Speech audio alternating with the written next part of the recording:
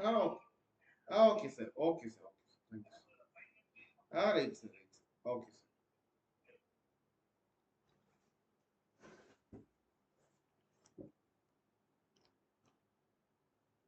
Ma'am எல்லாத்துக்கும் good morning ma'am. சாருக்கு network இஷ்யூவாக இருக்குது. ஒரு 2-3 மினிட்ஸ் இல்லை 5 மினிட்ஸ்க்குள்ளே ஒரு ஜாயின் பண்ணிடுவார் ma'am.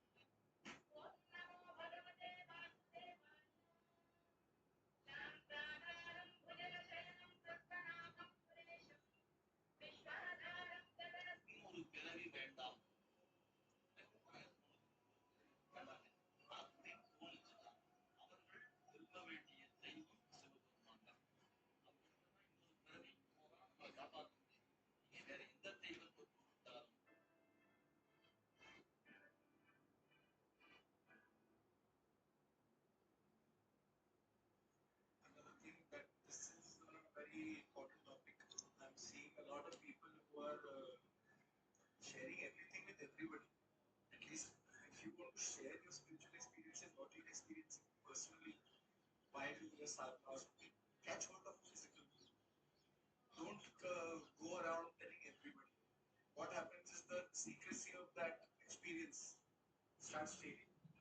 Anything that is kept secret has more power to it. So if you're having like, okay, something significant happened, you were doing mantra jap and something positively significant happened, don't go around telling others. Keep it with yourself. Let it be inside. No need to say, oh, ये हुआ पता है कि ये मंत्र जपना था, ये हो गया. You are losing the complete kripa of the deity. This is called losing kripa. If you keep telling everybody what is happening with you without keeping anything for yourself, then you're losing kripa. First, keep everything right here. Spiritual, mental, physical first, right? Then another thing that this is a very important topic. I'm seeing a lot of people who are sharing everything with everybody. At least if you want to share your spiritual experiences, what you're experiencing personally while doing a sadhana or something, catch hold of physical world. Don't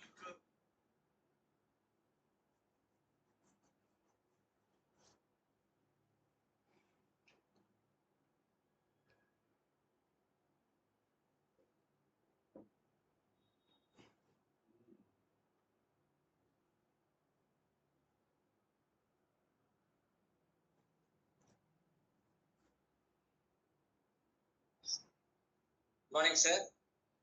Morning, everybody. Good morning. Good morning, sir. Good morning. அனைவருக்கும் இனிய காலை வணக்கம். வகுப்பு start பண்ணலாமா? பண்ணலாம் sir. எத்தனை பேர் வந்தீங்க? சரி, பரவாயில்ல. சார் ஆரம்பத்திலே பூதகனாதி சேவிதம் கவித்த ஜம்பு பலசார பட்சிதம் உமாசுதம் சோக விநாச காரணம் நமாமி விக்னேஸ்வர பாத பங்கஜம் மாசி வீணையும் மாலை மதியம் வீசு தென்றலும் வீட்டில வேணிகம் மூசு வண்டரை பொய்தையும் போன்றதே வீசக்கெந்தையும் இணையடி மீளலே.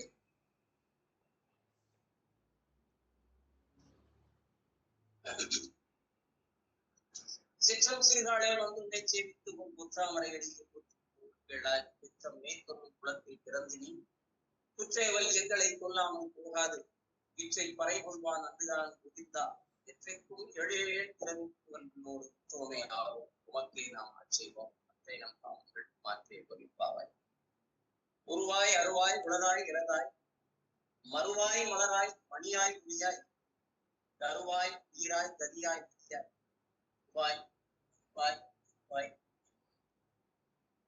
ஞானானந்தமயம் தேவம் நிர்மல ஸ்படிகாக்கிருதின் ஆதாரம் சத்துவித்யானாம் பெயர்தேவம் உபாசத்தே குரு பிரம்மா குரு விஷ்ணு குருதேவோ மகேஸ்வரः குரு சாட்சாத் பரபிரம்மா தஸ்மை ஸ்ரீ குரவே நமः. ஆத்தாளை எங்கள் அபிராம வள்ளியை அண்டமெல்லாம் ஆத்தாளை அடர்ந்து காத்தாளை மானுடம்பு நிறத்தாளை அன்று சொப்பாசான் சொல்லும் மீண்டும் கரும்பும் மறுபடி சேர்த்தாளை முக்கள்ளியில் உருவார் குருத்தி இல்லை.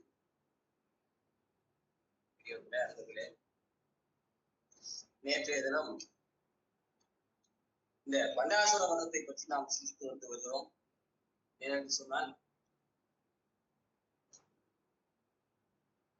ஒரு 20 நாமாவளிகள் 24 நாமாவளிகள் பண்டாசுர வதம், அதாவது அன்னை ஸ்ரீ லலிதையினுடைய வீர தீர பராக்கிரமங்களை விரிவாக விளக்கி சொல்லக்கூடிய ஒரு சூத்திரமாக இருக்கிறது என்கின்ற காரணத்தினால அதனுடைய மூலப்பொருளை நாம் தெரிந்து கொண்டு ஆக வேண்டும், ஆழமாக அதனுடைய அர்த்தத்தை புரிந்து கொள்ள வேண்டும் என்று சொன்னால் பண்டாசுர வதத்தை பற்றிய செய்திகளை எல்லாம் நமக்கு தெரிந்திருக்க வேண்டும் என்கின்ற அந்த நோக்கத்தோடு நாம் பண்டாசுர வதத்தை பற்றி சிந்தித்து வருகிறோம்.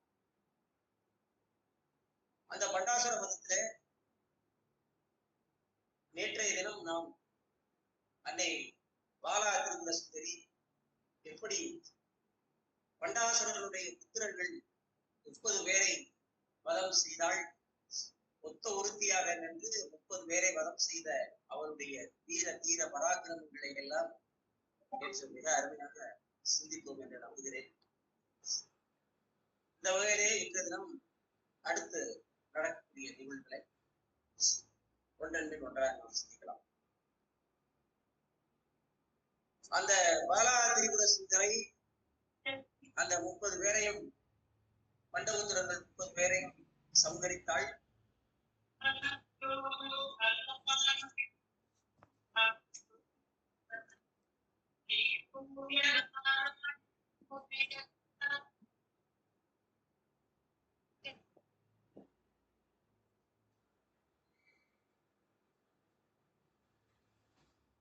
இதை கேட்ட இந்த செய்தியை கேட்டு புத்திரர்கள் அனைவரையும் சம்ஹரித்து விட்டாளே என்ற சோக அக்னியினாலே புலம்புகிறான் பட்டாசுரன். தன்னுடைய குலமே அசுரகுலமே அடித்து விட்டதோ என்று கருதி புலம்புகிறான். என் புத்திரர்களே, அன்பான எனது கண்மணிகளே, எனது குலவிருத்திக்காக நீங்கள் எல்லாம் தேவரவருடைய கர்வத்தை எல்லாம் அளித்தீர்கள். என்னோடு ஒரு வார்த்தை சொல்லுங்கள் என்று மடியில் வைத்து அமருங்கள் என்று தந்தையை விட்டு போகலாமா நீங்கள் எல்லாம் என்று சொல்லி அழுது புலம்புகிறான் பட்டாசுரன். நீங்கள் இல்லாத வீடும் இந்த அரசவையும் ஒன்றுமில்லாத ஒரு சூரியமாக இருக்கிறதே. ஏனென்றாலே அது சூரியப்பட்டினம் தானே. ஒருவர் கூட 30 குழந்தைகளிலே ஒருவர் கூட மிச்சம் வைக்காமல் அந்த பாவியினாலே பாலைவர்களாலே கொல்லப்பட்டிருக்கிறீர்களே, என் குலத்திற்கு அந்தரமாக உங்களை இப்படியே ஒரே காலத்திலேயே இப்படி இணைத்து அழித்து விட்டாளே என்று கதறி அழுது புலம்புகிறான்.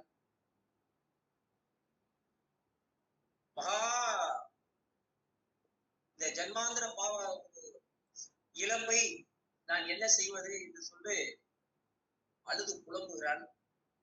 அப்போது அந்த சபையில பண்டாசுரனுடைய 2 சகோதரர்கள் பிசுக்கிரன் பிசுந்திரன் ஆகிய 2 சகோதரர்கள் அவனை பண்டாசுரனை அருகிலே அழைத்து ஆசுவாசப்படுத்தி, நாங்கள் நீங்கள் எல்லாம் சர்வசாதாரணமானவர்களா? இப்படி புலம்பலாமா? இது நம்மளை போன்ற அசுர வீரர்களுக்கு தர்மமா? அத்தகைய மரணத்துக்காக நாம் வருந்தலாமா? ஒரு பெண் நம்முடைய வீரர்களை கொள்ளுகிறாள் என்பதையெல்லாம் பற்றி வருந்த வேண்டுமே. அதோடு அவர்களுடைய அந்த பராக்கிரமத்தை, அவர்களுடைய சைனியங்களை எப்படி நாம் அடித்து நாம் முன்னேற வேண்டும் என்றுதான் சிந்திக்க வேண்டுமே ஒழிய, அடுத்த கட்டத்திற்கு செல்ல வேண்டும் என்றுதான் சிந்திக்க வேண்டுமே ஒழிய, இப்படி நீங்கள் வருந்தலாமா என்று நீங்கள் இப்படி புத்திர சோகத்தை கொண்டு வருந்துகிறீர்களே அது என்று அவர்களை அந்த சகோதரர்கள் பண்டாசுரனை ஆசுவாசப்படுத்துகிறார்கள். சற்று நேரத்திலே தன்னைத்தானே ஆசுவாசப்படுத்திக் கொண்டு பண்டாசுரன் வெகுண்டு எழுகிறான். கோப உக்கிரத்தோடு கோப அக்னியினாலே கண்கள் துடிக்க அப்படியே உக்கிரமாக எடுத்திருக்கிறான். கையிலே இருந்த கத்தியை எடுத்து அந்த துஷ்டியை இப்போது நான் துண்டு துண்டாக விட்டு விடுகிறேன் பாருங்கள் என்று சொல்லி மிக வேகமாக அரசை விட்டு வீரமாக கிளப்புகிறான். போது அருகில் இருந்த அசுரர்கள் எல்லாம் அவனை தடுத்து, சுவாமி, ஒரு ஸ்திரீனுடைய ஒரு பெண்ணுடைய நிமித்தமாகவா தங்களுக்கு பரபரப்பு? இதுக்கெல்லாம் நாங்க இருக்கோம். எங்களை கொண்டே நீங்கள் இந்த காரியத்தை செய்ய முடியாதா? எங்களுடைய பலத்தை கொண்டு அசுர சமஸ்த 7 குணங்களை எல்லாம் நாங்கள் உங்கள் அடிமையாக்கினோமே. அப்பேற்பட்ட எங்கள் மீது உங்களுக்கு நம்பிக்கை இல்லையா? இந்த பெண், இந்த சாதாரண இந்த பெண்கள், இந்த சக்தி சேனை உங்களிடத்திலே எந்த மட்டில எம்மாத்திரம்? 7 கடலையும் உலர்த்த வேண்டுமா? காய வைக்க வேண்டுமா? இல்லை மலைகளை ஒழுக்க வேண்டுமா? இல்லை இந்த 3 உலகங்களையும் நாம் தலைகளை புரட்டு போட வேண்டுமா? இல்ல தேவர்களை எல்லாம் அழிக்க வேண்டுமா? இல்ல சொர்க்கத்தை பிளக்க வேண்டுமா? இல்ல அஷ்டதிக்கு பாலர்களை குடிப்புடியாக்க வேண்டுமா? சொல்லுங்கள், உத்தரவு கொடுங்கள், நாங்கள் இருக்கிறோம் என்று அந்த அசுர சேனைகள், அசுரர்கள் அங்கே இருக்கக்கூடிய அந்த அந்த மூத்த அசுரர்கள் எல்லாம் பண்டாசுரனை இடத்திலே தடுத்து நிறுத்தினார்கள். இதை கேட்டு பண்டாசுரன் முகம் சிவந்து கண்கள் எல்லாம் அவனுக்கு துடிக்கிறது. தன் தம்பியை கூப்பிட்டான். சுப்ரா, நீ போய் மாயையாலய மறைத்திருக்கக்கூடிய சத்துருக்களுடைய வெற்றியை அவங்க யாரு சக்தி சைன்யங்கள் வெற்றி பெறக்கூடாது, அங்க போய் நீ என்ன செய்யணும் அப்படின்னு கேட்டீங்கன்னா, அவர்களுடைய கூடாரத்திலே ஒரு விக்ன எந்திரத்தை நீ அங்கே போய் ஸ்தாபனம் செய்வாய் அப்படின்னு உத்தரவு. விக்ன எந்திரம்னா என்னன்னு தெரியுமா சொல்றாங்க இல்லையா? Black magic. பிளாக் மேஜிக் இந்த தகடுகள் இருக்கு இல்லையா? பிளாக் மேஜிக் எந்திரம்னா சில தகடுகளில சில அசுர தேவதைகளை இதான தேவதைகளை தேவதைகளை அந்த புதியான தேவதைகளை எழுதி அதற்கு மூல மந்திரங்களை எல்லாம் அந்த தகட்டில எழுதி அதை என்ன செய்வாங்க அப்படின்னு கேட்டீங்கன்னா, அதுக்கு உறுதியேற்றி அதை இப்ப சொல்றாங்க இல்லையா, தகடு வச்சுறாங்க வீட்டுல செய்வனம் வச்சுறாங்க, பிடி வச்சுறாங்க, சூன்யம் வச்சுறாங்கிறத அடிக்கடி அந்த வார்த்தையை நம்ம சூன்யம் பண்ண மாதிரி சொல்றாங்க இல்லையா? அது மாதிரி என்ன அப்படின்னு சொல்லி கேட்டீங்கன்னாக்கா, எதிரி பலமிழக்க செய்வதற்கு நேரடியாக மோத முடியாம இப்படி சில தந்திர சாஸ்திரங்களிலே மாந்திரிக சாஸ்திரங்களில இந்த அசுரர்கள் பின்பற்றிய வழிகளுக்கு அவங்க என்ன பண்ணுவாங்கன்னா, இந்த மாதிரி எழுதி அதுல சில மூல மந்திரங்களை, துஷ்ட தேவதைகளுடைய மூல மந்திரங்களை, உத்திர தேவதைகளுடைய மூல மந்திரங்களை எழுதி அதை உருவேற்றி அந்த இடத்துல கொண்டு போய் எதிரிகளுடைய இடத்துல கொண்டு போய் அதை வச்சுவாங்க. இதுக்கு பேர் தான் விக்ன எந்திரம். அப்பேற்பட்ட விக்ன எந்திரத்தை நீ போய் செஞ்சு அவங்களுடைய இந்த சக்தி சைன்யங்கள் இருக்கக்கூடிய கூடாரத்துல நீ ஒரு விக்ன எந்திரத்தை ஸ்தாபனம் செய்வாய் அப்படின்னு செஞ்சுட்டு வா அப்படின்னு பண்டாசுரன் தன்னுடைய தம்பி சுக்கரனை கூப்பிட்டு சொன்னான். அவனும் அப்படியே நானும் செய்கிறேன் என்று சொல்லி இங்கிருந்து புறப்பட்டான். ஏன்னா இரவு நேரத்துல தானே இதை செய்ய முடியும். இதுவும் அதே நேரத்துல மாலை வேளையில இருந்து கிளம்புகிறான். சூரியன் அஸ்தமனமாகி விட்டான். அங்கே விசுக்கரனுக்கு ஈஸியா அவனுக்கு நல்ல சாதகமா இருக்கிற மாதிரி நல்ல மயிர் இருக்கு. அங்கே மாயா ரதத்துல ஏறி அவன் போறது தெரியாது. ஏன்னா எதிரியினுடைய சத்துருக்களுடைய சைனியத்துக்குள்ள அவனுடைய வீட்டுக்குள்ள போய் அவனுடைய எதிரிகளுடைய இடத்துல போய் இந்த மாதிரி விக்ன எந்திரத்தை வைக்க முடியுமா? ஏன்னா அவன் பார்த்துட்டு பண்ணானா அவங்க சக்தி சைன்யங்கள் 24 hours ஏற்கனவே தன்னுடைய சக்கரராஜ ரதத்தை கொஞ்சம் இடைஞ்சல் பண்ணி அன்னைக்கு லலிதையவே இது பண்ண பார்த்தாங்க. பதுங்கு குழிகள் அமைத்து தாக்க முயற்சித்தார்கள். சோ அதனால அவங்க ரொம்ப அலர்ட்டா இருக்காங்க சக்தி சைன்யங்கள். சோ இப்ப அவங்க இருக்கக்கூடிய இடத்துல போய் இந்த எந்திரத்தை பிரதிஷ்டை பண்ணணும். விக்ன எந்திரத்தை அந்த தகடை கொண்டு வைக்கணும். மாந்திரீகம் செய்யப்பட்ட அந்த தகடை கொண்டு போய் இங்க வைக்கணும். அப்ப எப்படி பகிரங்கமா போக முடியுமா? போக முடியாது. அவன் மாயா ரதத்துல ஏறி மறைமுகமாக கண்ணுக்கு தெரியாத விதத்துல அங்கே போய் அந்த அவர்கள் இருக்கக்கூடிய அந்த அக்னி கோட்டையை எழுப்பினாலவா ஜுவாராபாணி அந்த அக்னி கோட்டைக்குள்ளதானே அந்த சக்தி சைன்யங்கள் பாதுகாப்பாக இருக்கிறது. அந்த அக்னி கோட்டை அவர்கள் இருக்கக்கூடிய அக்னி கோட்டையை நெருங்கினால் அங்கே ஜாக்கிரதையாக சக்தி சைன்யங்களுடைய முக்கியமான அந்த தளபதிகள் எல்லாம் பெண் சைனியங்கள் அன்னை வாராகியினுடைய தலைமையினுடைய அறிவுரையில ரொம்ப கவனமாக பாதுகாத்து வருகிறார்கள். அந்த கோட்டையை சுற்றி விடிய ரொம்ப ஜாக்கிரதையாக ஆயுதம் வைத்து கவசம் தரித்து எந்த க்ஷணத்திலும் போருக்கு ரெடியாக இருக்கக்கூடிய அளவுக்கு சக்தி சைனியங்கள் ரொம்ப ஜாக்கிரதையாக அங்க பாதுகாப்பு பணியில ஈடுபட்டிருந்தார்கள். அங்க அங்க இருக்கக்கூடிய ஸ்தம்பினி அங்க முக்கியமானவர்கள், அந்த பாதுகாப்பு கோட்டையில முக்கியமாக தலைமையா இருக்கக்கூடியவள் யாரு கேட்டீங்கன்னா ஸ்தம்பினி என்று சொல்லக்கூடியவள். அவ வஜ்ர நம்மளுடைய அன்னை வாராகியினுடைய ரொம்ப அணுக்கிய தேவதை, அணுக்கிய யோகின்னு சொல்றேன். அந்த ஸ்தம்பினியுடைய தலைமையிலதான் அந்த அக்னி கோட்டை ரொம்ப பாதுகாப்பாக நின்றுட்டு இருக்காங்க, மானிட்டர் பண்ணிட்டு இருக்காங்க. அப்போ இதை பார்க்கிறான் விசுக்கரன். ஆச்சரியப்பட்டு உள்ள நுழைய முடியல. விசித்திரன் என்ன பண்றான், ரொம்ப நேரம் யோசிச்சு இந்த கோட்டைக்குள்ள போக முடியல. அவனால கோட்டை சுவருக்குள்ள என்ட்ரி ஆக முடியல. அந்த அளவுக்கு ஸ்ட்ரிக்டான சர்வேலன்ஸ், ரொம்ப கடுமையான பாதுகாப்பு. கோட்டை சுவர்ல அப்படியே மூவடுக்கு பாதுகாப்பு மாதிரி ரொம்ப கடுமையான பாதுகாப்பு நடவடிக்கைகள்ல சக்தி சைன்யங்கள் ஈடுபட்டு இருந்ததுனால கோட்டையை தாண்டி விசுப்புரனாலே உள்ள போக முடியல.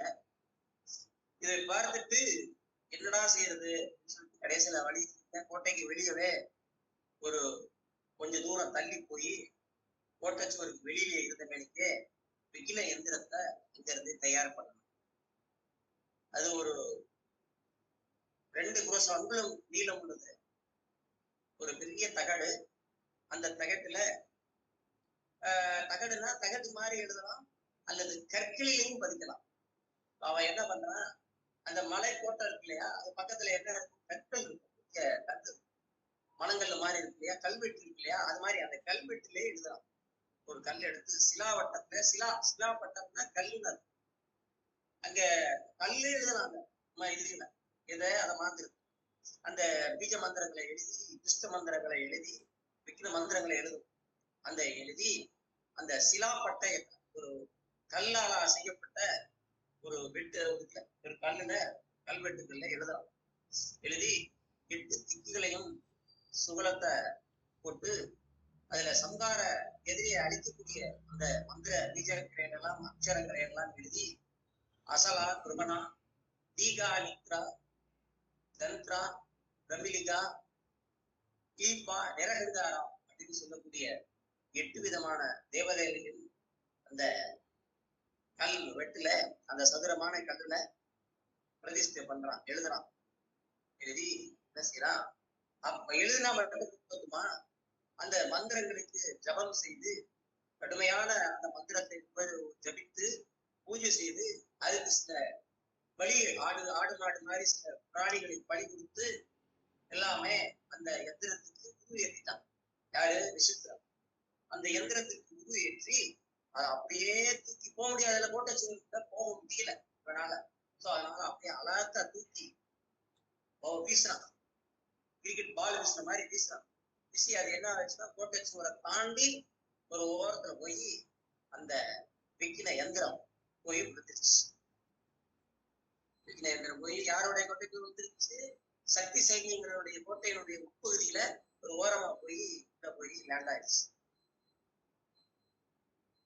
பார்த்தா அது உள்ள போன உடனே அந்த எந்திரம் வேலை செய்ய ஆரம்பித்தது. அதனால அது உள்ள அந்த எந்திரம் அவங்களுடைய இடத்துக்கு போன உடனே இந்த சூனியம் செய்யப்பட்ட அந்த எந்திரம் அந்த இடத்துக்கு போன உடனே அங்க இருக்கக்கூடிய சக்தி சேனைகளுடைய நடவடிக்கைகளிலே மாற்றங்கள் தெரியும். என்ன மாதிரியான மாற்றம் அப்படின்னாக்கா, அங்க இருக்கக்கூடிய சக்தி சேனை கொஞ்சம் கொஞ்சமா இந்த மந்திரங்கள் என்ன மனதான் மந்திரங்கள் இந்த மாதிரியான தீவினையாக செய்யக்கூடிய சொல்றாங்கல்ல, இதெல்லாம் ஒரு பிளாக் மேஜிக்ங்கிறது எதிர்மறையாக குறுக்கு வழியில செய்யக்கூடிய துஷ்ட வழிகளிலே செய்யக்கூடிய எதிரிகளை மடக்கக்கூடிய வழி. ஆனா இது நிரந்தரம் கிடையாது. இது செய்தவர்களே திருப்பி என்ன ஆகும் கேட்டீங்கன்னா, return back each and every action has an equal and opposite reaction. ஆனா இது இப்படி இந்த வழிகளை செய்யக்கூடிய அந்த மந்திர தாந்திரிக முறையானது திருப்பி அவங்களே தாக்குங்கிறது ஒரு விதம். அதனால இப்போதைக்கு அவங்கள முறியடிக்கணும் இல்லையா, அதுக்காக என்ன பண்றான், அந்த மாதிரி அந்த விக்ன இயந்திரத்தை போட்ட உடனே அந்த விக்ன இயந்திரம் அது வேணும் அவங்களுடைய வேலையை செய்ய ஆரம்பிச்சது.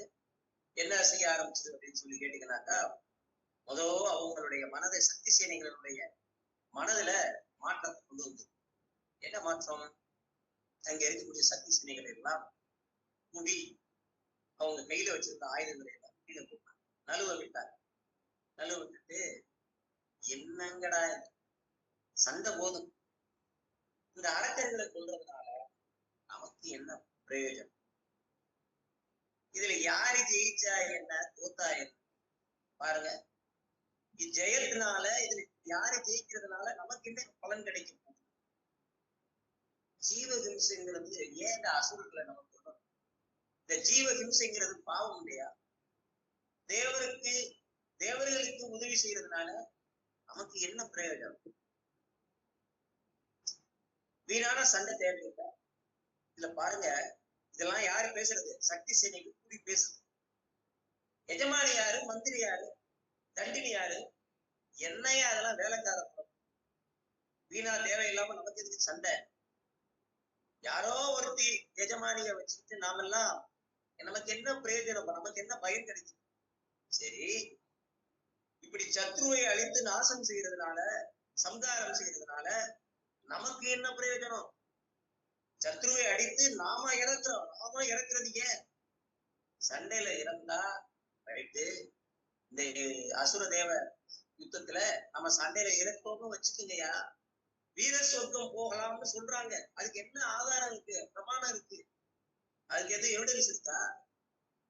சரி, நமக்கு உற்சாகமா நம்ம பேர் செய்யணும். என்னையா பிரயோஜனம்? என்ன பிரயோஜனம்? நம்ம தூங்குவோம். தூக்கத்திற்கு சமமான சுமை ஏதாவது இருக்கா அப்படின்னு அவங்களுடைய மனநிலை கொஞ்சம் கொஞ்சமா பாருங்க. என்ன இவங்க லலிதா நம்மளை போட்டு, இவருடைய லலிதா பரமேஸ்வரியா, கண்டினியா, மந்திரனியா, நம்ம எல்லாம் என்ன அவங்களுக்கு என்ன வேலை பார்க்கணும், நம்ம என்ன வேலை கிடையாது அப்படின்னு எதிர்மறையாக அவர்களுக்குள்ளே குழப்பமாக இந்த மந்திரி தேவிகள் எல்லாம் பேச ஆரம்பிச்சாங்க. இது ஏன் இப்படி அவங்களாவா பேசுறாங்க? இங்கே உள்ள சென்றக்கூடிய அந்த நித்திர எந்திரம் அவர்களை எவ்வாறு பேச வைக்கிறது யா அப்படின்னா பேசுறாங்க. இப்படிப்பட்ட இவங்களை பார்த்து நமக்கு நம்மளை தேடி என்ன செய்ய முடியும்? நாம ஏன் போராடணும்? நாம ஏன் சண்டைக்கு போகணும்? நாம விளையிட்டா நம்மெல்லாம் இருக்கிறதுனாலதான் அவன் மகாராஜி, நம்மெல்லாம் இருக்கிறதுனாலதான் அவளுக்கு பலம். நம்மளாம் இல்லைன்னா அவளை எப்படி நம்மளை ரட்சிப்பான் அப்படின்னு சக்தி சேனைகளுக்குள்ளே பலவாறாக ஆளாளுக்கு கொண்டு பேச ஆரம்பிச்சிருக்க சக்தி சேனை. சண்டை இதுல வேற ஒருத்தரை கண்ணை செருகி சண்டை போட்டு கடைசியில கொஞ்சம் கொஞ்சமா அவங்க கண்களிலே தூக்கம் வந்தது, சோம்பல் வந்தது.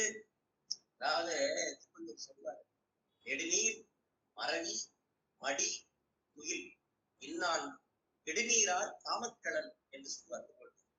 அந்த மாதிரி அவர்களிடத்துல சோம்பல், தள்ளி போடுதல், துக்கம், தூக்கம் இதெல்லாம் வந்துருச்சுன்னா அங்க எங்க உற்சாகம் வரப்போகுது.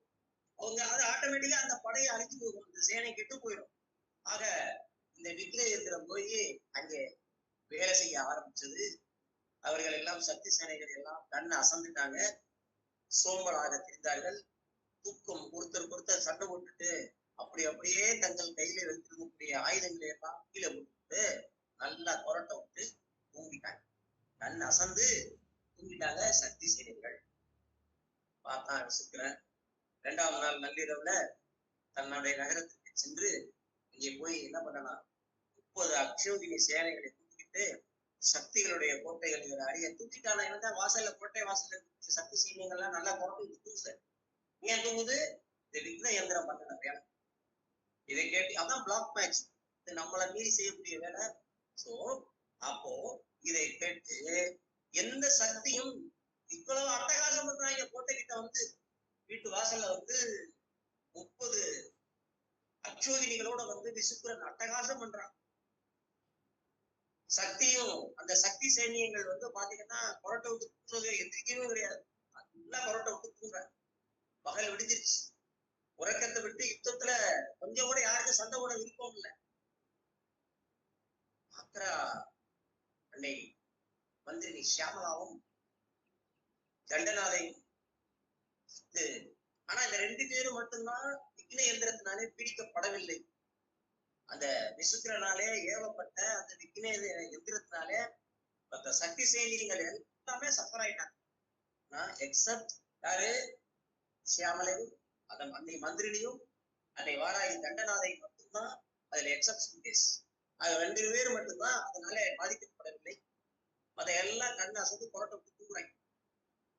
இத பார்த்து ஆஹா, என்னடா இப்படி ஒரு கஷ்டகாலம் வந்துருச்சு, யாரா அந்த வேலையை செஞ்சது, ஏன் இப்படி கண்ணை அசந்து நம்மளுடைய சைனியங்களை எல்லாம் கண்ணை சொல்லி சுணங்கி இருக்கிறாங்களே, இவன் கூப்பிடுறாங்க, எந்திரிங்கம்மா எந்திரிங்கம்மா அப்படின்னு சொல்லிட்டு அவங்களை எல்லாம் தண்டநாயகி நம்மளுடைய தண்டினி தண்டநாதை எழுப்புகிறாள்.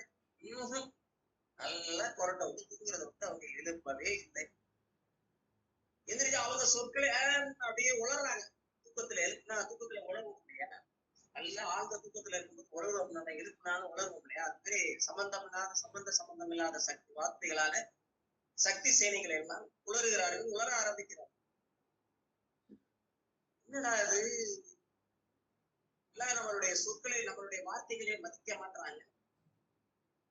அன்னை லலிதை மகாராஜனுக்கு உண்டான அந்த பூஜை புரஸ்காரங்களை செய்யவில்லை, எல்லாரும் இவ்வளவு அலட்சியமாக இருக்கிறார்களே என்று யோசித்து இதுக்கு மேல அப்படியே நேர அன்னை லலிதை இடத்திலே மகாராஜி சென்று இதை எல்லாத்தையும் நடந்ததை எல்லாம் எடுத்து சொல்லுகிறார்கள். மந்திரினியும் தண்டனாராயும் சொல்றாங்க. தேவி, யார் இந்த வேலை செஞ்சாங்கன்னு தெரியல. உலக எல்லாத்தையும் பரிபாலிக்கக்கூடிய உங்களுடைய ஆட்சியை என்னமே யாருமே கேட்க மாட்டேங்கிறாங்க. எல்லாருமே யுத்தத்திலே விருப்புள்ளவர்களாக எல்லா காரியங்களிலும் ஊக்கம் இல்லாமல் ஊக்கத்திற்கு பதிலாக தூக்கு மயக்கம் கொண்டு உளர ஆரம்பிக்கிறாங்க. உளறது மட்டுமா, கண்ணிங்க பேசுறாங்க. தண்டினி யாரு, இந்த மந்திரினி யாரு, இந்த ராஜ்னி மகாராஜ்னா யாரு, சண்டை எங்களுக்கு எதுக்கு, நாங்க ஏங்க சண்டை போடணும் அப்படின்னு மண்டக்க வாய்ப்பு வந்ததா பேசுறாங்க. உற்சாகம் இழந்து ஏதோ திருப்பு குடிச்ச மாதிரி சொல்ல தெரியுதா, திருப்பு குடிக்கிறது மதிய மகிழ்ச்சி மண்டைய குழப்பம். இந்த மந்திர தாந்திரிக சக்திகள் இதைத்தான் செய்யும். அவங்களுடைய அந்த மைண்டை போய் குழப்பம், அவங்க என்ன பேசுறாங்கன்னே அவங்களுக்கே தெரியல. அதனால இந்த மாதிரி ஆட்சேபிக்கிறார்கள். அதனால இந்த சந்தர்ப்பத்தை பயன்படுத்தி விசித்திரன் அந்த பண்டாசனுடைய சேனைகள் பெரிய சேனைகளோடு நம்மளை தாக்க வந்திருக்கிறார். இந்த நேரத்துல நான் என்ன செய்யறதுன்னு தெரியல. இனி செய்ய வேண்டியத அம்மா மகாராஜி தாயே நீங்கள் தான் சொல்ல வேண்டும் என்று சொல்லி அன்னை வாராகி தண்டனாவை வணங்கி தேவியிடத்திலே வணங்கி நின்றாள். இதை கேட்ட லலிதா ஸ்ரீ தாமே பார்க்கிறார். லலிதா தேவி எல்லாத்தையும் எல்லாம் அறிந்தவள் கேட்டுக்கொண்டே இருக்கிறாள். உடனே காமேஸ்வரரை திரும்பி பார்க்கிறாள். தன்னுடைய கிடைக்கும் பார்வையிலே காமேஸ்வரரை பார்க்கிறாள். அருகிலே காமேஸ்வரரை பார்க்கிறாள். புன்னகை விழுந்தாள். அந்த சிரிப்பினுடைய காந்தி கூட்டத்திலிருந்து, அந்த சிரிப்பினுடைய புன்னகையினுடைய மொழியிலிருந்து யானை முகத்தோடு கூடின ஒரு தேவர் கிளம்பினார். அவர் யார்? அவர் மாதுளை, கை கரங்களிலே மாதுளை, கதை, கரும்புவில், சூலம், சுதர்சனம், தாமரைப்பூ, பாசம், நெய்தல் பூ, நெல் கொத்து, கூடுதலாக தனது தந்தம், இதில எல்லாம் தன்னுடைய 10 கரங்களிலே ஏந்தி துதிக்கையிலே, கையில துதிக்கை, அந்த துதிக்கையிலே ரத்ன கும்பத்தோடு பெருத்த வயிறோடு பிறைச்சந்திரனை சுடி மதம் கொண்டவராக சித்தலட்சுமியினாலே ஆரிகரம் செய்யப்பட்டுள்ளவராக இருந்து எந்திர நின்றார். அவர்தான் விக்னேஸ்வரர். விக்ன யந்திரத்தை நிர்மூலமாகுவதற்காகவே அன்னை விக்னேஸ்வரரை உற்பத்தித்தாள். ஸ்ரீதேவியை அந்த விநாயகர் விக்னேஸ்வரர் பணிந்து நின்றார். தேவியினுடைய ஆசீர்வாதத்தை பெற்றுக் கொண்டார் கணேசன். அதனாலதான் நமக்கு எப்பேற்பட்ட காரிய தடைகள் வந்தாலும் சரி, சோம்பேறித்தனம் வந்தாலும் சரி, நம்முடைய உற்சாகத்தை இழந்தாலும் சரி, தடைகள் வந்தாலும் சரி, நாம் விக்னேஸ்வரருடைய 16 திருநாமங்களை நாம் சொல்லும்போது நமக்கு கண்டிப்பாக உற்சாகம் கிடைக்கும். நம்ம செய்யக்கூடிய ஒவ்வொரு வேலைகளையும் ஆரம்பிக்கும் போதும் இடையிலே தடைகள் ஏதாவது ஏற்பட்டாலும், எந்த காரியங்களில் தடைகள் ஏற்பட்டாலும், நட்ட நடுவில் நமக்கு தடைகள் இருந்தாலும் கூட அப்போ நாம என்ன செய்யணும் என்று சொல்லி கேட்டால், அந்த விநாயகரை விக்னேஸ்வரரை நாம் மனதாலே தியானிக்கணும். அந்த மாதிரி ஸ்ரீதேவியினுடைய ஆசீர்வாதத்தை பெற்று கணேசர், அந்த விக்னேஸ்வரர் விக்ன யந்திரத்தை அழிப்பதற்காக அதிவேகத்தோடு அங்கிருந்து புறப்பட்டார். அது எங்க இருக்குன்னு தெரியாது, அதை மறைச்சில உச்சில கிடக்கும். அப்போ அந்த அக்னி கோட்டைக்குள்ளே எல்லாம் அலைந்து திரிந்து ஒரு மூலையில பதிந்து கிடந்த விக்ன எந்திரத்தை தேடுகிறார். தேடி கண்டுபிடித்தார். அந்த தன்னுடைய மிக உக்கிரமான தந்தங்களினாலே அந்த எந்திரத்தை ஒரு முடியிலே தவிடு முடியாக்கி ஊக்கி ஆகாயத்திலே எரிந்தார். எரிந்தவுடனே அங்கே இருக்கக்கூடிய துஷ்ட தேவதைகளும் அனைத்து மானவாரத்தோடு இருந்து போயிட்டாங்க, ஓடி போயிட்டாங்க. அதுல அவன் பிரதிஷ்டை பண்ணி வச்சிருந்த துஷ்ட தேவதைகள் எல்லாம் அழித்தார்கள். உடனே அது அழிந்த உடனே எல்லாமே மாறியது. உள்ளே தூங்கி கிடந்த சக்தி சேனைகளை எல்லாம் சுதாரித்துக் கொண்டு ஆரவாரத்தோடு இருந்தார்கள். உனக்கு என்ன ஆச்சு, என்ன நேர்ந்தது என்று புலம் எந்திரிச்சு பார்க்கிறாங்க. ஒவ்வொருத்தர் என்ன ஆச்சு, ஏன் என்ன நடந்தது என்று யோசிக்கிறார்கள். உடனே சக்தி சேனைகள் அனைத்தும் ஆரவாரத்தோடு இருந்து யுத்தத்திற்கு தயாரானார்கள். விநாயக பெருமான் கணேசரும் தம்மை போல உடனே என்ன செய்கிறாரு, அவரும் தம்மை போல நிறைய விக்னேஸ்வரர்களை கணங்களை படைத்தார், உருவாக்கினார். கணேசரும் தம்மை போல பலவிதமான சுந்தர முகத்தோடு கூடி அழகிய துதுக்கையை அழகிய துதுக்கைகளுடைய 1000 கணேசங்களை எல்லாம் படைத்தார். அங்கே சுந்தர வடிவத்தோடு போர்க்களத்திலே தோன்றினார். ரித்தி முதலான சக்திகளால் சேவிக்க பெற்ற இவங்க எல்லாம் யாராரு, இவங்க மாதிரி கணபதி மாதிரி திருப்பி அவங்க நிறைய போட்டோ தயாரிக்கிறாங்க. அவரை கணபதி பிள்ளையாரி இவங்களை எல்லாம் உற்பத்தி பண்றாரு. அவரை மாதிரி யாரு, ஆமோதர்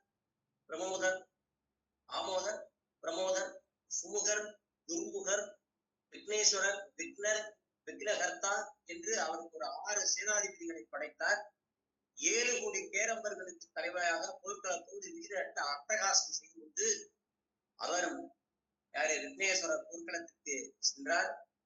அங்கே தீக்கோட்டையிலிருந்து எத்தனை கோடி பேரு, 7 கோடி பேரம்பர்கள். பேரம்பர்கள் யாரு, கணங்கள். அந்த யானை கணங்கள் சொல்றியா, யானை மாதிரி தன்னை மாதிரி விக்னேஸ்வரர் தன்னை மாதிரியே இருக்கக்கூடிய வடிவத்தில் இருக்கக்கூடிய 7 கோடி போர் வீரர்களோடு அங்கே கிளம்பினார். பேரம்பர்களுக்கு தலைவராக யாரு, நம்மளுடைய விநாயக பெருமான் விக்னேஸ்வரர் கிளம்பினார். அங்கே தீக்கோட்டையிலிருந்து அக்னிக்கோட்டையிலிருந்து கிளம்பி 30 அக்ஷோகினிகளோடு வந்திருக்கக்கூடிய அந்த விசுக்கிரன் மேலானவர்கள் மீது கடுமையான பானங்களை எல்லாம் பானமலைகளை புரிந்தார். உலகம் எல்லாம் சப்தம் சிவிட ஆகக்கூடிய அளவுக்கு வில்லை வளைத்து அவனும் கணேசரோட கணநாதனோடு போர் செய்கிறார். யாரு, விசுக்கிரன். அந்த வில்லினுடைய சப்தமும் வீரநாதமும் சஸ்திரங்கள் இதெல்லாம் ஒன்றோடு ஒன்று உரசுகிறதுனாலே அந்த பிரபஞ்ச வெளியிலே விண்வெளியிலே அவ்வளவு ஆரவாரம் சப்தம், அந்த சப்தம் திக்குகள் எல்லாம் பரவியது. இந்த கணநாதனுடைய ரதங்களில் என்ன செஞ்சுதான் தைத்திய கலங்கள் சூழ்ந்து கொண்டது.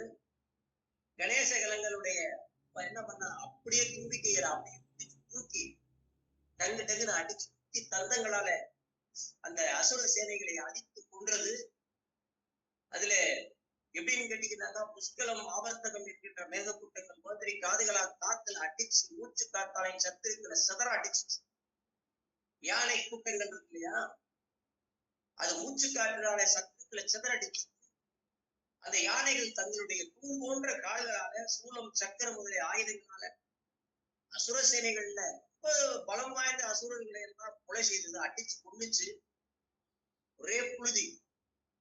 அப்புறம் இதெல்லாம் பார்த்த உடனே கடைசியில் அந்த புழுதி அப்படியே தெரியுது. அதை பார்த்துட்டு தன்னுடைய சேனையை அப்படியே விசுக்கிரன் என்ன பண்ணா, கணேசரோடு போருடைய கஜாசுரனோடு வழி இல்ல. அப்ப என்ன பண்றான் அப்படின்னு சொல்லி கேட்டீங்கன்னா, விசுக்கிரன் ஒரு அசுரனை ஏவுகிறான். அந்த அசுரன் யார் என்று கேட்டால் கஜாசுரன். என்ன அசுரன்? கஜாசுரனை ஏவி நம்முடைய கஜமுகராக இருக்கக்கூடிய கணபதியோடு போரில் செய்ய சொல்லி தூண்டி விடுகிறான், ஏவுகிறான். 7 அக்ஷோகினி சேனைகளோடு வரக்கூடிய கஜாசுரன் நம்முடைய பிள்ளையார் கணேசரோடு கடுமையாக போர் செய்தார். கொஞ்சம் கொஞ்சமா பாத்தீங்கன்னா கணேசர் போரிலே முன்னாடி முன்னெடுத்து செல்கிறார். கஜாசுரன் கொஞ்சம் கொஞ்சமா வலிமை உரைகிறான். உற்சாகத்தோடு அவனாலே போர் செய்ய முடியவில்லை. பிள்ளையாருடைய கணேசருடைய பலம் மேற்கொண்டு அப்படியே கூடிக்கிட்டே போகுது. அசுர சேனைகள் கீழே கொஞ்சம் கொஞ்சமா உற்சாகம் இழந்து குறைஞ்சிக்கிட்டே போகுது. இவங்களுடைய பலம் கூடுது. இதை பார்த்த விசுக்கிரன் அவனால ஒண்ணும் செய்ய முடியல. விநாயகர் எதிரி அடிக்கிறார், அடிக்கடி அடிக்கிறாரு. 7 கோடி கணங்களோடு பேரம்பர்களோடு போய் அடிக்கும் போது அவனால பண்ண முடியல. உடனே இதை கண்ட விசித்திரன் என்ன பண்றான்? இதை பார்த்த விசித்திரன் அந்த ரணகலத்தை, அந்த யுத்த களத்தை விட்டு ஓடுறான். ஆனா எல்லாத்தையும் மூஷிக வாகனத்திலே அமர்ந்த விநாயகர் ஒருத்தரே அந்த கஜமுகாசுரனை 7 அக்ஷோகிரிகளோடு கம்ப்ளீட்டா கொன்று அடித்தார். எதிரிலைக்கு யாருமே இல்லாதனால உடனே நேர தேவி அம்பாளிடத்தில் அசுரர்களுக்கு காலராத்திரியான அந்த இரவு கழிந்தது. ஸ்ரீ அவங்களுடைய அவங்க காலி விட்டான். எத்தனை 7 லட்சம் பேர். அது 7 அக்ஷோகிரிகளோடு வந்த கஜாசுரனை கம்ப்ளீட்டா விநாயகர் ஒருத்தர் விக்னேஸ்வர கணநாதன் விக்ன எந்திரத்தை செயலிழக்க செய்தார். விக்ன எந்திரத்தை செயலிழக்க செய்தார். அதை செய்து விக்ன எந்திரத்தை தன்னுடைய தந்திரங்களாலே தவிடுபடியாக்கி எரிந்து துஷ்ட தேவதைகளை புறத்தி அடித்தார். மீண்டும் அந்த சக்தி சேனைகளுக்கு உற்சாகத்தை கொடுத்தார். கஜமுகாசுரனோடு போர் செய்து அந்த விசித்திரன் நியமித்த 7 அக்ஷயோடு வந்த 7 கூப்புகளோடு வந்த அந்த கஜா அசுரனை கம்ப்ளீட்டா வதம் செய்து அழித்தார். இந்த செய்தி இதையெல்லாம் பார்த்து கடைசியில் அன்னையனிடத்திலே லலிதையினிடத்திலே போய் தன்னுடைய தனக்கு இடப்பட்ட பணியை செய்து முடிச்சு ரிப்போர்ட் பண்றார். பண்ணும்போது அன்னை ஸ்ரீ லலிதை மிகுந்த சந்தோஷம் அடைந்து சகல தேவதைகளையும் அப்போ விநாயகருக்கு விதை கொடுக்கிறார். என்னன்னா, சகல தேவதைகளை எல்லாம் பூஜிப்பதற்கு எப்ப யார் பூஜை பண்ணினாலும் உன்னை பூஜை பண்ணாம விநாயகருக்கு தான் முதல் பூஜையை நடத்தப்படும். ஏன்னா விக்னங்கள் வராமல் வேலி போல நம்மை காத்து நமக்கு நாம் செய்யக்கூடிய செயல்கள் அது போராக இருந்தாலும் எந்த செயலாக இருந்தாலும் விநாயகர் பெருமானுக்கு நாம் செய்யக்கூடிய பூஜை புனஸ்காரங்களாக இருந்தாலும் சரி. அதனாலதான் நம்ம கஜானனும் பூதகணாதி சேவிதம் என்று சொல்லி முதல்ல நம்ம ஒவ்வொரு நாளுமே நம்ம அதை ஆரம்பிக்கிறோம். கஜானனும் பூதகணாதி சேவிதம் என்று நாம் ஏன் சொல்லுகிறோம்? பூதகணங்களாலே சேவிக்கப்படக்கூடிய கஜமுகன் அந்த விநாயகரை நாம் செய்து சிந்தித்து தியானித்து நாம் செய்யக்கூடிய பூஜைகளாக இருந்தாலும் எந்த ஒரு செயல்களாக இருந்தாலும் விநாயகரை துதிக்க வேண்டும் என்று அன்னை ஸ்ரீ லலிதை அன்றைக்கு கட்டளையிட்டார். அதை இன்று வரைக்கும் அது தொடர்ந்துள்ளது. சரியா? அதனாலதான் விநாயகருக்கு தான் எங்கே போனாலும் பிள்ளையார் சுழி போட்டு தொடங்கு என்று ஒரு பாடல். பிள்ளையார் சுழியை போட்டுட்டு தான் நம்ம எந்த ஒரு காரியங்களை துவங்க வேண்டும் அப்படிங்கக்கூடிய ஒரு வரத்தை விநாயகருக்கு அன்று அளித்தால் அன்னை ஸ்ரீ லலிதை. இந்த நிலையில பண்டாசுரன் தன்னுடைய சகோதரர்கள் முறியடிக்கப்பட்டதை கேட்டு சிந்தையெல்லாம் முந்து தன்னுடைய சேனைகளோடு அந்த விஷுக்கரன் 2 பேர்களையும் யுத்தத்துக்கு அனுப்பினான். 2 பேரும் மிகுந்த ஆக்ரோஷத்தோடு 104 அக்ஷோகினிகள் தூக்குகளோடு அங்கே அவர்கள் இருக்கக்கூடிய அக்னி கோட்டைக்கு கிளம்பினார்கள். உலு கஜித் என்று சொல்லக்கூடிய 10 மகாவீரர்களும் அவர்களை பின்தொடர்ந்தார்கள். யாரை? விசித்திரனையும் விஷங்கரையும் பின்தொடர்ந்தார்கள். அவர்கள் யார் என்று கேட்டால், அந்த 10 வீரர்கள் யார் அப்படின்னு கேட்டா, பண்டாசுரனுடைய சகோதரி இருந்தார். அவர் பேரு தூமினின்னு பேரு. என்ன பேரு? தூமினி அப்படின்னு பேர். அவர் அந்த தூமினிக்கு 10 பிள்ளைகள். சரியா? அந்த பூமினி யாரு? பண்டாசுரனுடைய மருமகைங்க. இதுதான் கூட பிறந்த சகோதரியுடைய பசங்க. யாரு? 10 பேர். அவங்க எல்லாமே தாய்மாமனிடத்திலேயே வீரதீர வித்தைகளை எல்லாம் தாய்மாமனாய்க்கு பண்டாசுரத்திலிருந்து எல்லா வித்தைகளையும் கற்றவர்கள். சரியா? அதனால மாமனிடத்திலே அஸ்திர சஸ்திரங்களை எல்லாம் பயின்று வருகிறவர்கள். அவர்கள் போதகங்களான 10 திக்குகளையுமே அவங்க வில்ல எடுத்தாங்கன்னா 10 திசைகளுமே நடுங்குமா. அப்பேற்பட்ட அளவுக்கு அவர்கள் யுவராஜர்கள், மாமனது பிரியை சம்பாதித்தவர்கள். அவங்க யார் அப்படின்னு சொல்லி கேட்டீங்கன்னா, யுவராஜனுக்குரிய ராஜ மரியாதையோடு விசித்திரன் அந்த வில்லினுடைய கோஷத்தினாலும் சிங்கநாதத்தினாலும் அந்த சக்தி சேனைகளுடைய மனதை பயப்பட வச்சான்.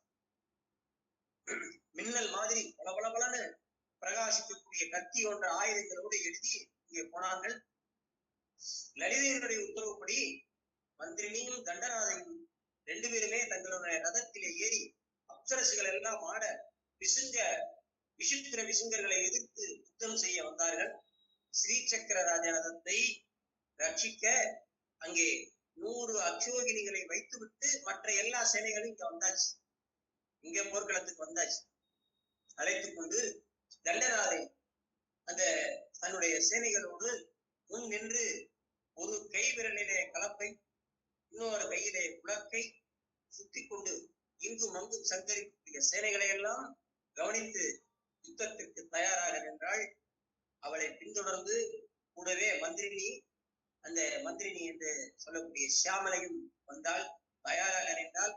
மந்திரினியின் அம்பை களத்தில் எடுத்து சுழற்றினால் இந்த காட்சியை பார்த்த தேவர்களும் ரிஷிகளும் விண்ணுலகத்திலிருந்து வெற்றி உண்டாகட்டும், வெற்றி உண்டாகட்டும், ஜெயம் பெருக, ஜெயமே ஜெயமே வந்த ஜெயம் பெருக, ஜெயம் உண்டாகட்டும் என்று சொல்லி மேன்மை அடைய என்று ஆசீர்வதித்து விண்ணுலகத்திலே தேவர்கள் எல்லாம் ஆனந்தமாக தாண்டவம் ஆடினார்கள். ரத சக்கரங்களினுடைய சப்தமானது இவங்க போகக்கூடிய ரதம் ஏ சக்கரதாரூட மந்திரினை பரிசேவிதா கிரி சக்கரதாரூட தண்டநாதா பிரஸ்கிருதா. இவங்க 2 பேரும் அந்த ரதத்தில ஏறி அன்னை வாராகியும் அன்னை மந்திரினியும் அந்த ரதத்தில ஏறி சைன்யங்கள் சூழ அவர்களை பார்த்து போகும்போது அந்த விசுக்கிரனுடைய அந்த சேனைகள் அசுர சேனைகள் பயந்து நடுங்கினார்கள். 8000 அச்சோகினி சக்திகள் தேவியை சூழ்ந்தார்கள். அதிலே சிலர் பச்சை நிறம், சிலர் சிவந்தவர்கள், சிலர் கருத்தவர்கள், சிலர் மரகத பச்சை நடைமுறை, இந்த மாதிரி சிலர் வெண்மையானவர்கள். இப்பேற்பட்ட அந்த சக்தி சேனைகள் புடைசூழ மந்திரினியை சுற்றியும் இதே போல திவ்ய ஆபரணங்களை கொண்டு மிக உக்கிரமான பற்பல ஆயுதங்களை தாங்கி பல வண்ணம் உள்ள சக்தி சேனைகள் சூழ்ந்தது. மகாராஜியினுடைய ஆக்ஞாமுத்திர ரூபமானதாக அங்குலி யகம் அவங்களுடைய முத்திரை, அவங்க எல்லாரும் கையில யாரோட சக்தி சேனைகளுடைய கையில என்ன போட்டுப்பாங்க அப்படின்னு சொல்லி கேட்டீங்கன்னாக்கா முத்திரை அணிந்திருப்பாங்க.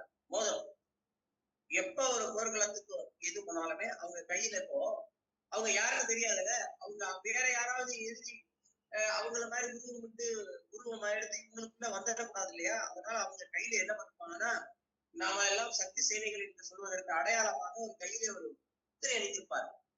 அந்த முத்திரை தான் எல்லாருமே போட்டிருக்காங்க. அங்குலியகம் ஒன்று அந்த முத்திரை என்ன அப்படின்னு கேட்டீங்கன்னா ஆக்ஞா ரூபமான முத்திரை. அந்த ஒன்றை தான் எல்லாருமே அணிந்திருந்தார்கள்.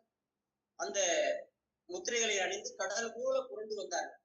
பூமி அப்ப அவங்க சக்தி சேனைகள் வரும் பொழுது குதிரைப்படை 2 பேருக்கும் அவங்களும் அசுர சேனைகளும் சரிக்கு சமமாக வந்தது. குதிரைப்படையோடு, ரதத்தோடு, ரத கஜ துரக பதாதிகளோடு, ரதத்தோடும், குதிரைப்படையோடும், ரதப்படையோடும், யானைப்படையோடும், தாளாட்படையோடும் கலந்து யுத்தங்கள் துவங்கின.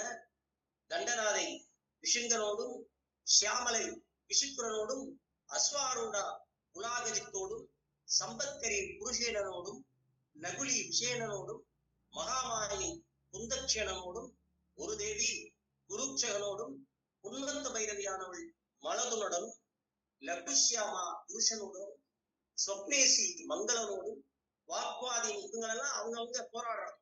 திருகணனோடும், சண்டகாலி கோல்லாளனோடும், சக்தி அச்சோகினி தைத்திய அச்சோகினோடும் கலந்து ஒருத்தர் சரிசமமாக போரிடுறாங்க. இதுல விசுக்கிரன் தன்னுடைய சேனை கொஞ்சம் கொஞ்சமாக பலம் குன்றி வாடுவதையும் சக்தி சேனைகளை எல்லாம் உற்சாகத்தோடு யுத்தம் செய்கிறதையும் பார்த்து அப்படியே ஆத்திரத்தோடு வில்லை வளைத்து தாகத்தை உண்டு பண்ணும்படி இப்போ ஒரு டெக்னிக்கை யூஸ் பண்றான். யாரு? விசுக்கிரன். ரொம்ப அவன் கெட்டிக்காரன். சுக்கராச்சாரியாருக்கு எந்த மாதிரியான டெக்னிக்லாம் ஞானம் இருக்கோ அதே அளவுக்கு இவன்டே அந்த ஞானம் இருக்கு. விசுக்கிரன் சுக்கராச்சாரியார இறந்தவனையே எழுப்பி செத்து போனவனையே பிழைச்சு திரும்பி வைக்கக்கூடிய அந்த மந்திரங்களை தெரிந்தவர். அப்பேற்பட்ட சுக்கராச்சாரியர் சஞ்சீவ மந்திரத்தை தெரிந்தவர். அவர் மாதிரி இந்த விசுக்கிரன் அவன் எவ்வளவு கெட்டிக்காரன் பாரு. யுத்தம் செய்யறது போர் நடந்துகிட்டு இருக்கு. அப்போ கடைசியில ஒரு வழி செய்யறான். தாகத்தை உண்டு பண்ணக்கூடிய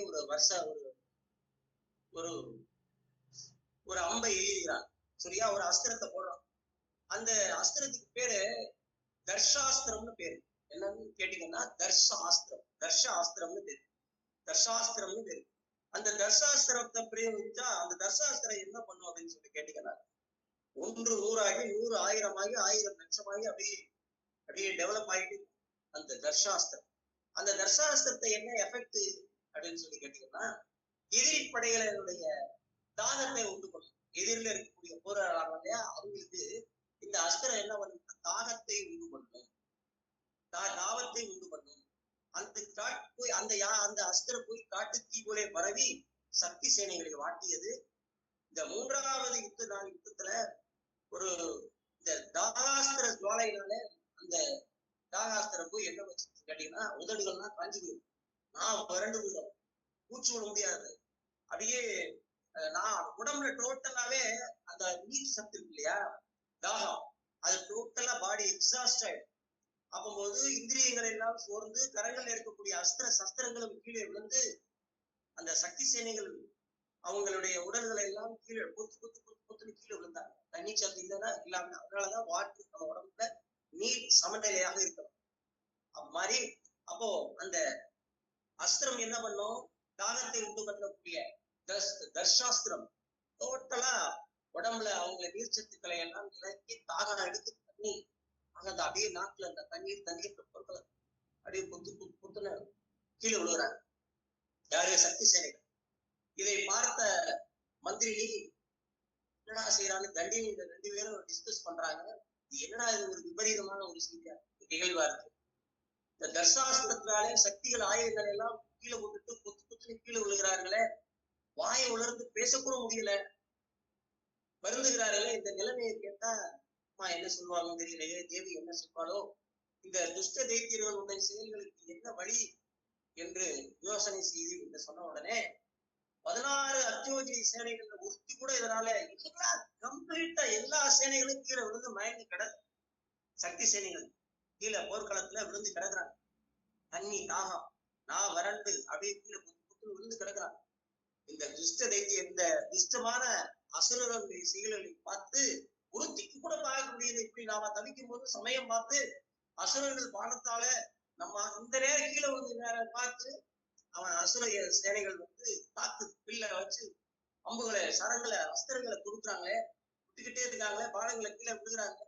அப்ப வேற வழியே இல்லையே அப்படின்னு சொல்லிட்டு உடனே என்ன பண்றா தேவி, உனது ரத பெருவாவில் இருக்கக்கூடிய மது சமுத்திரத்தை சக்திகளினுடைய ஜலத்தால தாகத்தை அடக்கும்படி கட்டளை கொடுத்துருக்காங்க.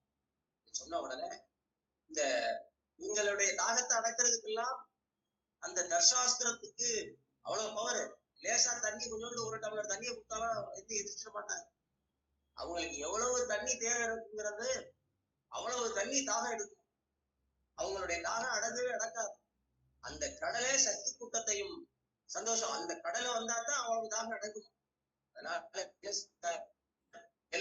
தாகத்தையும் அடக்கி பலத்தை அளித்து உற்சாகத்தை ஊட்டக்கூடிய நீ ஒரு மது கடலை உண்டாக வேண்டும் என்று சொல்லி அன்னை கட்டளையிட அங்க அந்த மது சமுத்திரம் மதுகளிடம் மது உண்டாகுது.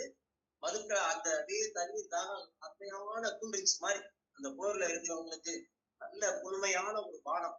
அதுல எல்லா விதமான துவர்ப்பு எல்லா சத்துக்களும் கூடிய ஒரு கூட்ட பானம் அந்த இதை உருவாக்குறாங்க. அன்னை தாகத்தை அடக்கும்படி உத்தரவிட்டால் மதத்தினாலே சிவந்த கண்களுடையதுமான சொர்ண தாமரைகளை மடிந்ததுமான அங்கே கீழே படுத்துக்கிற எல்லாம் சேனைகளிட பாக்குறாங்க. கொஞ்சம் கொஞ்சமா அந்த மது பானம், அந்த பானம் வந்து உற்சாக பானத்தை கொடுத்த உடனே எல்லாரும் எழுந்திருக்கிறார்கள். அந்த நறுமணமானது இறந்தவர்களுக்கும் கிடைக்குமா, பலமில்லாதவர்களுக்கு பலமடைய செய்யும். அப்பேற்பட்ட அது அந்த உற்சாக பானம், அந்த உற்சாக அபரிமிதமான அந்த உற்சாக பானம் எல்லா அந்த சக்தி சேனைகளுக்கும் கொடுக்கப்படுகிறது. கொடுக்க அங்கே தாகம் எல்லாம் அடங்கி அந்த சக்தி சேனைகள் மிக உற்சாகத்தோடு எழுந்தார்கள். இந்த தாரையானது எதிரிகள் அங்கே ஒண்ணு செய்யல. ரொம்ப உற்சாகம், முன்னாடி இருந்த இதை விட ரொம்ப உற்சாகமாக கதம்பவன வாசினி இருக்காங்க இல்லையா, அங்கே ஒரு சக்தி அழகிய கோட்டை அமைத்தால் இங்கே எல்லாரும் வியந்தார்கள். யார் யாருக்கு எந்த உடனே யார் யாருக்கு என்னென்ன மாதிரியான ட்ரிங்க்ஸ் வேணுமோ, பானங்கள் வேணுமோ, உற்சாக பானங்கள் வேணுமோ, அந்தந்த பானங்களால கௌடி, பைஸ்டி, மாத்தி, வால்கி, காதம்பரி, கைத்தாலி, இவங்கெல்லாம் இந்த மாதிரியான பல வகையான அந்த வெரைட்டி காக்டெயில் இது மாதிரி அப்படியே தனித்தனியா வெவ்வேறு விதமான உற்சாகமான விதவிதமான பானங்களை கொண்டு வந்து பெரிய பெரிய குடங்கள்ல வச்சாங்க. யாராருக்கு என்ன பிடித்தமான அந்த பானங்கள் வேணுமோ அதை எடுத்து குடித்துக்கிறலாம் அப்படின்னு சொல்லிட்டு அந்த கடல் வரிசித்து வச்சது. அவங்க உருவாக்கின அந்த மதுக்கடல் வரிசித்தது. அதனால அது ரொம்ப ருசியா இருக்கிறதுனால எல்லாரும் பிடிச்சு அது எப்படி இருக்குமா, எல்லா சுவையும் இருக்குமா, அறுசுவை இருக்குமா, இனிப்பு, புளிப்பு, கோர்ப்பு, கசப்பு, தித்திப்பு, இதுல எல்லா ருசிகளும் உடையது. அது அது ஐராவதத்தினுடைய குதிக்கை போலக்கூடிய ஒரு முகூர்த்த காலம் அண்ணாந்து அப்படியே அது மேல குதிக்குது. மேல இருந்து குதிக்கையில இருந்து அப்படியே வருது. அதை எல்லாரும் அப்படியே கையில மாற்றி அப்படி குடிக்கிறாங்க. குடிச்ச உடனே அந்த மதுக்கடல் பழையபடி திவ்ய வடிவம் எடுத்து தண்டனாதை வணங்கி, மகாராஜியுடைய சேனைகளை பார், தாகமற்று களைப்பு நீங்கி சிலர் ஆடுகிறார்கள், ஆட்ட பாட்டத்தை பாத்தீங்கன்னா அந்த உற்சாக பானத்தை குடித்த உடனே என்று சொல்லி ஆனந்தத்தாலே ஒருத்தருக்கு ரொம்ப ரொம்ப சுகமா இருக்காங்க. தட்டு தடுமாறி தங்களுடைய ஆயுதங்களை சுமத்திட்டு மறுபடியும் வீறு கொண்டு எழுந்தது சக்தி சேனை. இங்கே மதுக்கடலை பார்த்து சந்தோஷம் அடைந்தேன். இனி மகா பரம சகாயம் செய்தார். நல்ல வேலை இவங்களுக்கெல்லாம் நீ சரியான நேரத்துல தேவ காரியத்தை நீ உபகாரப்பட்டீங்கன்னு சொல்லிட்டு என்னுடைய பிரசாதத்தினாலும் நீ எல்லா விதமான உனக்கு நன்றி என்று சொல்லி அந்த மந்திரத்தினாலே சுத்தமான உன்னை யாகத்திலே சமஸ்த தேவதைகளும் வருவார்கள். யாகங்கள்ல மந்திர சக்தியை அடைந்த உன்னை பருகி சித்தி ரித்தி பலம் சொர்க்கம் மோட்சம் முதலியவைகள் எல்லாம் சாதுக்கள் பெறுவார்கள் என்று சொல்லி ஆசீர்வதித்தாள். அன்றி மகேஸ்வரி, மகாதேவன், குலதேவன், பார்ப்பவர்கள், தாத்திரேயர் எல்லா மகனீயர்களும் உன்னுடைய அந்த மதுகைடவர் அந்த பானத்தை உற்சாக பானத்தை பருகுவார்கள் என்று சொல்லி யாகங்கள்ல உன்னை அழைச்சிப்பவர்களுக்கு நீ சர்வ சித்தியை அளிப்பாய் என்று சொல்லி அன்னை ஆசீர்வதித்தார். சரியா? பேர்பட்ட எல்லாரும் உற்சாகத்தோடு அந்த பானங்களை அறிந்துவிட்டு மந்திரினி விரைவாக யுத்தத்திற்கு தயார் செய்யும்படி அறுத்து போர்க்களத்திலே ஆரம்பமானது. அங்கே தோன்றிய 8 திசைகளிலும் மலைகளிலே பிளந்து புதிய மதுபானத்தாலே மதம் கண்கள் சிவக்க சக்திகள் எல்லாம் சத்ரு சேனைகளுடைய விளையாட்டாக மறுபடியும் கடுமையாக போர் செய்தார்கள். இப்படி போர் செய்து ரொம்ப ரொம்ப கடுமையான சிவந்த கண்களையோடு அப்படியே மகிழ்ச்சி நேரடிய கடுமையாக போர் செய்தார்கள். அதிலே ஒரு அக்ஷோகினி சேனையை தண்டினி ஒருத்தியே கொன்றார். 150 அக்ஷினி சைன்யங்களை மந்திரி கொன்றால். மதத்தாலே சிவந்த கண்களுடைய அஸ்வாரூடா முதலிய தேவிகள் 150 அக்ஷோகினி சைன்யங்கள் யமனுக்கு பித்தனரால் அனுப்பினார்கள். அஸ்வாருடைய மிக தீட்சணமான அங்குசத்தினாலே முழுகஜனை குத்தி யமலோகத்துக்கு அனுப்பினால். சம்பத்கரி சக்திலோகநாயகி புருஷனை அனுப்பினால். இப்படி ஒவ்வொருத்தரும் அந்த 10 சைன்யங்கள் அனுப்புனாங்க இல்லையா, அவங்களை எல்லாம் சியாமலா விசித்திரனுடைய போர் செய்து அஸ்திரங்களை பிரயோகித்து மந்திரினி பெரிய போரை நிகழ்த்தினார். மிக உக்கிரமான விசித்திரன் ஆயுதங்களையும் குடியையும் சாரதியும் பில்லுடைய நாணையும் போட்டு கீழே விழுந்து துண்டு துண்டு ஆக்கி பிரம்மகிரசன் அஸ்திரத்தை விசித்திரன் மேலே பிரயோகித்தார் கடைசியில. அதனால அந்த விசித்திரன் அவனுடைய உடலாலே அறுக்கப்பட்டு அவன் பூமியிலே விழுந்திருந்தான். மதத்தாரினாலே கம்பீரமான தண்டனாதி தன்னுடைய உற்சாகமாக அந்த முசலாயுதம் அதிலே அடித்து விசங்கனோடு யுத்தம் செய்தால். அந்த துஷ்ட யமனம் யமதண்ட போன்ற அந்த கதையை தூக்கி அவள் அடிச்ச உடனே ஒரு உடலை தாக்கி கம்ப்ளீட்டா அவனையும் சம்ஹாரம் செய்தாள். உடனே அவள் தலை மீது ஆழப்பதி கலப்பை எடுத்தான். கலப்பை எரிந்து அதன் மூலமாக எடுத்து அந்த கடப்பாறை எடுத்து அந்த கூடரை எடுத்து ஓங்கி அடைந்தாள். உடனே அந்த மகாசுரனாக இருக்கக்கூடிய விசுக்குரன் அந்த விசுங்கன் அவனையும் அளித்தால். உடனே மகாசுரன் சுக்குநூறாகி அவன் உயிரற்று பூமி மேலே விழுந்தான். வேறுபட்ட பெரிய காரியங்களை நாம் செய்து கிடைச்சிட அவனுடைய சகோதரர்கள் 2 பேரையும் விசுத்திரனையும் விசுங்கனையும் 2 பேரையும் மந்திரினியும் அன்னை வாராகியும் கடுமையான இடையூறுகளுக்கு பிறகு அவர்களை வதம் செய்து அவர்களை நிர்மூலமாக்கினார்கள். இத்தகைய பெரிய காரியங்களையும் செய்த மந்திரினியும் தண்டினாதையும் சக்திகளோடு ஏறி இரவு பொழுதை அங்கேயே கழித்தார்கள். ரொம்ப அன்னைக்கு சந்தோஷமாக இருந்தார்கள். இந்த பண்டாசுரனுடைய இதை கேட்டு பண்டாசுரன் கோபம் அடைந்தான். அம்பாளும் இதை கண்டு ரொம்ப உன்னிப்பாக கவனித்துக் கொண்டு மிக சந்தோஷம் அடைந்தார்கள். விசஞ்சனுடைய வதம், விசுப்புரன் விசஞ்சன் இவர்கள் 2 பேரை அழித்து விட்டால் அதுக்கு அடுத்துதான் நேர அன்னை லலிதை பண்டாசுரனோடு நேருக்கு நேர் எப்படி பண்டாசுர வதம் செய்ய போகிறாள் என்கின்ற செய்தியை நாளை விரிவாக பார்ப்போம். இந்த பண்டாசுரம் அழிய முடிஞ்ச பிறகு அவ்வளவுதான். இந்த பண்டாசுர வதம், பண்டாசுரனை லலிதை வந்து இவங்களே இப்படி பண்ணாங்கன்னா அப்ப பண்டாசுரன் எப்படிப்பட்ட போர் பண்ணுவான், அவனை எதுக்கு இவங்க முடியுமா? இதுதான் அம்பாள் நேரடியா அன்னை லலிதை நாளை பண்டாசுரனோடு நேருக்கு நேர் மோத போறான் அப்படிங்கிற விஷயங்களை செய்திகளை நாளை விரிவாக பார்ப்போம். ரொம்ப நேரம் இருக்கும். இன்னைக்கு இதை முடிக்க முடியாது. இந்த சாப்டரை வந்து இப்ப இன்னைக்கு அதை முடிச்சாதான், கொஞ்சம் வேகமா முடிச்சாதான் அடுத்தது நாளைக்கு போக முடியும். அதனாலதான் ஒரு 5 நிமிஷம் எக்ஸ்ட்ரா எடுத்துக்கிட்டேன். பரவாயில்ல. ரொம்ப மகிழ்ச்சி. நாளை சந்திப்போம். நாளை வகுப்புல பண்டாசுரனுடன் லலிதை எவ்வாறு வதம் செய்தார்கள் என்கின்ற ரொம்ப அருமையான இந்த பண்டாசுரம் நேருக்கு நேர் வதம் நாளை கிளாஸ்ல கண்டிப்பா பார்ப்போம் சொல்லி இந்த வகுப்பை இன்றையோட நிறைவு செஞ்சுக்கலாம். சர்வே ஜனா சுகினோ பவந்து. ஸ்ரீமாத்ரே. ஸ்ரீமாத்ரே. Thank you, sir. ஸ்ரீமாத்ரே நமகா சார். ஸ்ரீமாத்ரே. ஸ்ரீமாத்ரே நமகா சார். புரிஞ்சுதா இன்னைக்கு சொன்னது? நல்லா புரிஞ்சது சார். Thank you sir. தேங்க்யூமா. நாளைக்கு தான் அது பார்க்க போறோம். பண்டாசுரம்